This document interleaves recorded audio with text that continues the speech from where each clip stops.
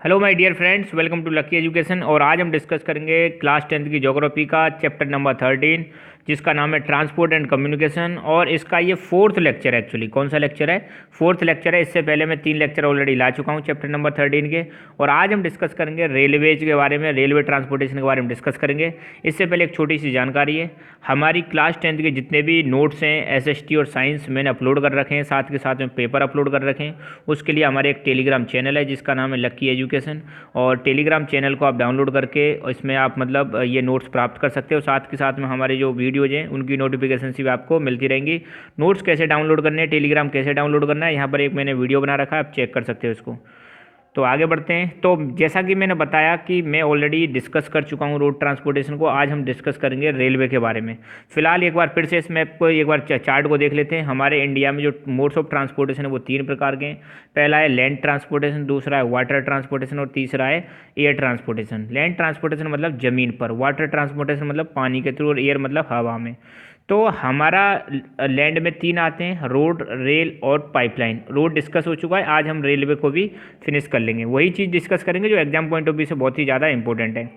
तो रेलवे में I hope आप सब लोगों ने सफ़र किया होगा, नहीं किया हो तो एक बार करके देख लेना, ठीक है। तो देखा होगा आपने, आई एम श्योर कोई ऐसा नहीं होगा जिसने रेलवे में सफ़र ना किया हो, ठीक है। फिर भी हो सकता है कोई। खैर रेलवे आपने देखी होगी, रेल का फोटो यहाँ पे देख लिया। ये रेल चलती है, यहाँ पे देख सकते हो, ये जा रही है हमारी रेल, ठीक है। तो यहाँ पर रेल है, ये इसका इंजन है और ये पूरी के पूरे डिब्बे हैं। और ये रेलवे का ट्रैक है जहाँ पे मतलब रेल चलती है, ठीक है। तो रेलवे की बात करें तो ये मेन मोड ऑफ ट्रांसपोर्टेशन है for goods and people both in India. Railway के थ्रू हम सामान भी ले जाते हैं। सामान ले जाने वाली ट्रेन को हम बोलते हैं फ्राइट ट्रेन्स, या हम जैसे नॉर्मल भाषा में बोलते हैं मालगाड़ी। और नॉर्मल लोगों को ले जाती है उसको हम बोलते हैं पैसेंजर ट्रेन, पैसेंजर्स को ले जाती है, यात्रियों को ले जाती है, ठीक है। तो हम लाइट एंड हैवी दोनों प्रकार के गुड्स को हम ट्रांसपोर्ट करते हैं। हल्का सामान भी भेजते हैं और भारी सामान भी भेजा जाता है, किसके थ्रू? रेलवे के through, for long distances. Specially यहाँ पे फ़ायदा क्या है रेलवे की अगर बात करें तो लंबी दूरी के लिए बहुत सस्ता है, ये बहुत चीप पड़ता है। कौन सा? Railway transportation. और railway also conduct many activities like business, tourism along with transportation of goods and over long distances. अब रेलवे जो है हमारी ऐसा ही नहीं है कि सिर्फ यात्रियों को भी ट्रांसपोर्ट करती है या यात्रियों को भी एक जगह से दूसरी जगह ले जाती है। इसके अलावा टूरिज्म, कुछ ट्रेनें ऐसी हैं जो टूरिज्म के पर्पज से चला रखी हैं गवर्नमेंट ऑफ इंडिया ने, ठीक है। तो टूरिज्म को भी प्रमोट करती है एज वेल एज बिजनेस में भी हेल्प करती है, ठीक है। बिजनेस में हेल्प कैसे? क्योंकि जो सामान है आपका पता है, रॉ मटेरियल को ट्रांसपोर्ट करना, फैक्ट्रीज तक ले जाना, कोल्स को कोल माइन से ट्रांसपोर्ट करना, तो ये काम भी किसका है? रेलवे का ही है। रेलवे एग्रीकल्चर डेवलपमेंट में हेल्प करती है, इंडस्ट्रियल डेवलपमेंट में हेल्प करती है, और हमारे इकोनॉमी में भी बहुत ज़्यादा इकोनॉमी के डेवलपमेंट में हेल्प कर रही है। आज की डेट में अगर देखो आप, रेलों में देखना कैसी हालत ख़राब रहती है। मतलब रेलों में मतलब बहुत सारा जो अपना पैसेंजर है उसको मतलब कौन ले जा रहा है? स्पेशली रेल्स ले जा रही है। लंबी दूरी आप देखो, हम जनरली आम आदमी लंबी दूरी का सफ़र किससे करता है? लंबी दूरी का सफ़र रेलवे से ही करता है। आम आदमी क्या, मिडिल आदमी भी, जो मिडिल क्लास है वो भी से सफ़र करती है। सिर्फ हाई क्लास को छोड़ दें, वही मतलब एयर ट्रांसपोर्टेशन को यूज करते हैं। अदरवाइज ज़्यादातर मोस्ट ऑफ दी लोग किसको यूज करते हैं? रेलवे को यूज करते हैं। तो इंडिया में जो है ये रेलवे जो है बहुत ही ज़्यादा सस्ती है, चीपर है कंपेयर टू अदर ट्रांसपोर्ट। आप बस से जाओगे बहुत महंगा पड़ता है, कॉस्टली पड़ता है, मगर आप रेल से जाओ बहुत सस्ता पड़ेगा। स्पेशली आपने अगर लोकल ट्रेन यूज की है तो बहुत सस्ता पड़ेगा, ना मात्र के बराबर आपको पैसा देना पड़ता है। और हमारे इंडिया में रेलवे का बहुत वास्ट नेटवर्क है। वास्ट का मतलब बहुत विशाल नेटवर्क है हमारे इंडिया में, ठीक है। हालांकि रेलवे की जो शुरुआत हुई थी वो अंग्रेजों के टाइम पे हुई थी। लॉर्ड डलहौजी जिसके फादर माने जाते हैं, ध्यान रखना है, लॉर्ड डलहौजी, उन्हीं के टाइम पर रेलवे की शुरुआत हुई थी इंडिया में। कुछ इंपॉर्टेंट पॉइंट्स देखें तो पहली जो ट्रेन चली थी, ध्यान रखना, इंडिया में जो पहली ट्रेन चली थी ये स्पेशल है, अब तक आप शायद आपने नहीं पढ़ा हुआ। इंडिया में जो पहली ट्रेन चली थी वो चली थी 22 दिसंबर 1851 में। ध्यान रखना, पहली जो ट्रेन चली थी वो 22 दिसंबर 1851 में चली थी। ये हमारी बुक में दे रखा है। कहाँ से कहाँ तक नहीं चली थी ये नहीं दे रखा। तो ये चली थी रुड़की एंड पिरन कलियार। रुड़की कहाँ है? उत्तराखंड में, और पास में एक जगह पिरन कलियार। तो रुड़की से पिरन कलियार के बीच में सबसे पहली ट्रेन चली थी इंडिया में 1851 में 22 दिसंबर।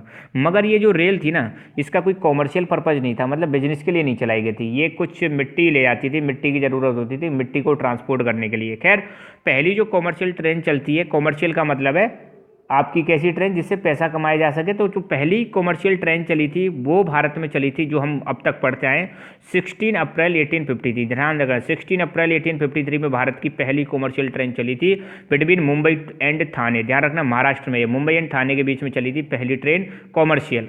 और पहली कब चली? 22 दिसंबर 1851। अगर पेपर में आए तो आप दोनों को लिख के आ जाना, ठीक है, 1-2 नंबर पूछा जा सकता है। और हमारी जो रेलवे का नेशनलाइजेशन किया गया था वो किया गया था 1951 में। 1951 से फिर गवर्नमेंट ऑफ इंडिया इसको पूरी तरह से कंट्रोल कर रही है। और 31 मार्च 2016, 31 मार्च 2016 के आंकड़े के अनुसार भारत में जो रेलवे लाइन्स हैं, ऐसे रेलवे लाइन्स किसको बोलते हैं? आपने देखा हो ये जो 2 लाइन बिछी रहती है इनको बोलते हैं रेलवे लाइन। तो रेलवे लाइन जो बिछी हुई है इनकी लंबाई है 67,312 किलोमीटर। और एक और बहुत इंपॉर्टेंट डेटा है, ध्यान रखना, ये डेट मैंने इंटरनेट से ली है, बुक में 29 दे रखी है जो कि गलत है। तो भारत में पहली इलेक्ट्रिक ट्रेन, अभी मैं दिखाऊंगा इलेक्ट्रिक ट्रेन कैसी होती है। भारत में जो इलेक्ट्रिक ट्रेन मतलब जो बिजली से चलने वाली ट्रेन होती है उनको इलेक्ट्रिक ट्रेन बोलते हैं। तो भारत में जो सबसे पहले इलेक्ट्रिक ट्रेन चली थी उसका नाम था डेक्कन क्वीन। और ये चली थी मुंबई से लेकर पुणे, मुंबई में एक जगह कल्याण से लेकर पुणे तक चली थी। कब? 1 जून 1930 के बीच में चली थी। ये है डेक्कन क्वीन ट्रेन, ठीक है। और आप ऊपर देख रहे हो ना तार जा रहे हैं, ये जा रहे तार, ये जो तार हैं इनसे मतलब ये इंजन, इसको इंजन को हम बोलते हैं लोकोमोटिव। ध्यान रखना क्या बोलते हैं? लोकोमोटिव बोलते हैं। तो ये है डेक्कन क्वीन, भारत की पहली इलेक्ट्रिक ट्रेन है, ध्यान रखना, जो कि 1930 में चली थी। ये देखो लिखा भी हुआ है दक्कन की रानी, डेक्कन क्वीन। और यहाँ पर देख रहे हो ये तार है, तारों से चली थी। और एक रेल आपने देखी होंगी पहले के ज़माने में, यहाँ पे देख सकते हो, ये है कोल से चलने वाली, कोयले से चलने वाली ट्रेन है, जो गदर मूवी में देखी होगी आपने। गदर मूवी में जो रेल होती थी वो कोल से चलने वाली थी। ये किससे? बिजली से चलने वाली। और ये है डीजल से चलने वाली, ठीक है। तो ये भी आपने देखी होगी, स्पेशली जो बाड़मेर की तरफ जो जा रही है वो यही वाली है, ठीक है।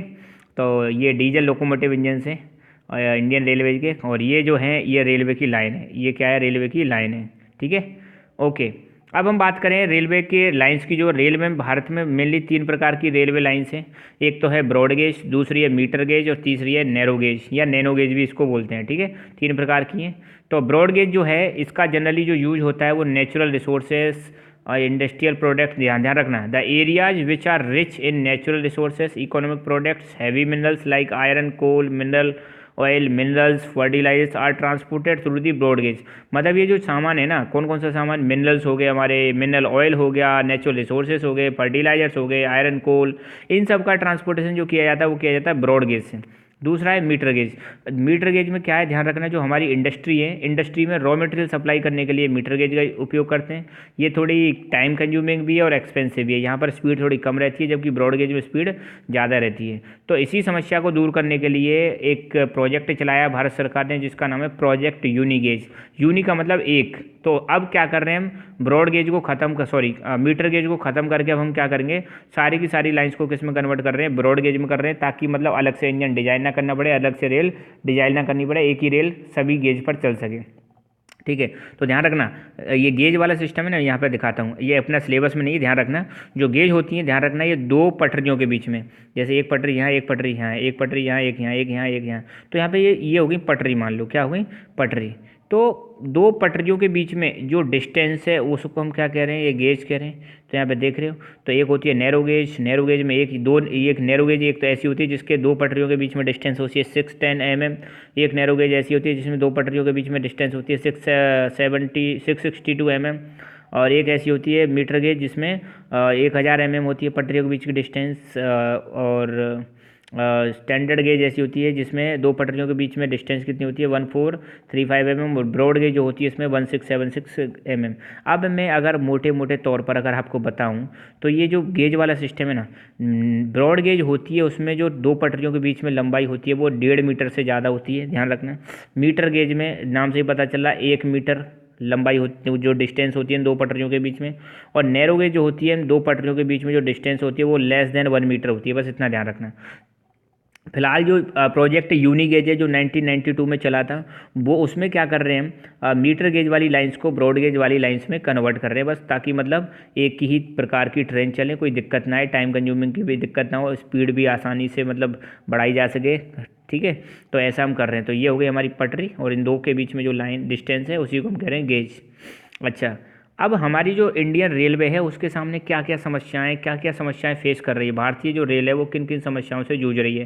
पहली समस्या तो ये है कि हमारे बहुत सारे जो यात्री होते हैं विदाउट टिकट ट्रैवल करते हैं। बहुत सारे लोग आपने देखा होगा टिकट ही नहीं लेते ट्रेन में, तो इससे क्या होता है भारतीय रेल को घाटा जाता है, जो कि गलत है। और बहुत सारे लोग रेलवे की प्रॉपर्टी को चुरा लेते हैं, डैमेज कर देते हैं, ठीक है। देखा होगा आपने रेल में खिड़की तोड़ दी, शीशा तोड़ दिए, और बाथरूम में देखा हुआ वो तोड़ के चले जाते हैं बहुत सारी चीज़ों को, ठीक है। ये भी गलत है, रेलवे की प्रॉपर्टी को बहुत ज़्यादा नुकसान पहुंचाते हैं। और एक समस्या कॉमन आपने देखी होगी, जो लोकल ट्रेन होती है उसमें लोग बाग उसको कहीं भी रोक देते हैं, जहाँ मन में आता है वहीं चेन पुलिंग कर देते हैं, ठीक है। इससे क्या होता है इनका ये लेट चलती हैं और थोड़ा इससे रेपुटेशन भी ख़राब होती है रेलवे की, और कुछ लोग इसलिए पसंद नहीं करते ट्रैवल करना, क्योंकि बार बार कहीं भी रोक देते हैं। और ट्रेन्स हमारे इंडिया में एक और दिक्कत है, शेड्यूल टाइम के हिसाब से कभी भी ट्रेन्स नहीं चलती। आपको जब भी रेलवे स्टेशन पर बैठोगे तो कई बार ये सुनना पड़ता होगा, द ट्रेन्स कमिंग फ्रॉम फलाना फलाना station is coming 2 hour late, sorry for inconvenience हैं, सुनते हैं कि नहीं सुनते हैं। तो ये वाली चीज़ है, तो एक डिले वाली समस्या भी ट्रेन के साथ। अब राजस्थान को हम देखें तो राजस्थान में ध्यान रखना, इंडिया में जितना भी रेलवे का नेटवर्क है उसका 11% जो नेटवर्क है वो सिर्फ और सिर्फ राजस्थान में। तो राजस्थान में जो टोटल रेलवे लाइन्स की लंबाई है वो है 5784 किलोमीटर एज पर मार्च 2011 डेटा। अब ये सबसे इंपॉर्टेंट है, राजस्थान में जो सबसे पहली ट्रेन चली थी वो ध्यान रखना बांदीकुई दौसा से लेकर आगरा फोर्ट के बीच में चली थी 1874। भारत में कब चली कॉमर्शियल 1853 में चली थी। और राजस्थान में कब चली 1874 में, कहाँ पर बांदीकुई दौसा से लेकर आगरा फोर्ट यूपी के बीच में चली थी, ठीक है। तो रेलवे के बारे में बस इतना ही। So thank you so much, keep learning, keep enjoying, and God bless you all.